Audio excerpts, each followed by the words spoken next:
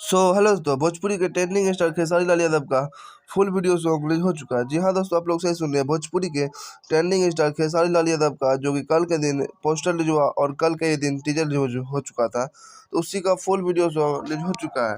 जिस सॉन्ग का टाइटल रखा गया था पलंगिया डोले।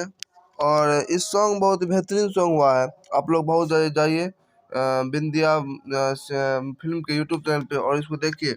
बहुत ही मस्त फिल्म है, इस सॉन्ग है। और इस सॉन्ग का देखा गया था कैसा पलंगिया डोले, और इसमें गाए हुए थे हमारे खेसारी लाल यादव बस शिल्पी राज।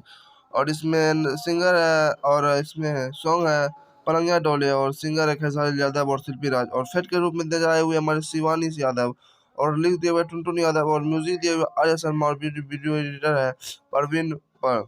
और ये एक बेहतरीन सॉन्ग हुआ है। आप लोग देखिए, बहुत ही मस्त सॉन्ग है। इस सॉन्ग का टाइटल लगेगा पलंगिया डोले।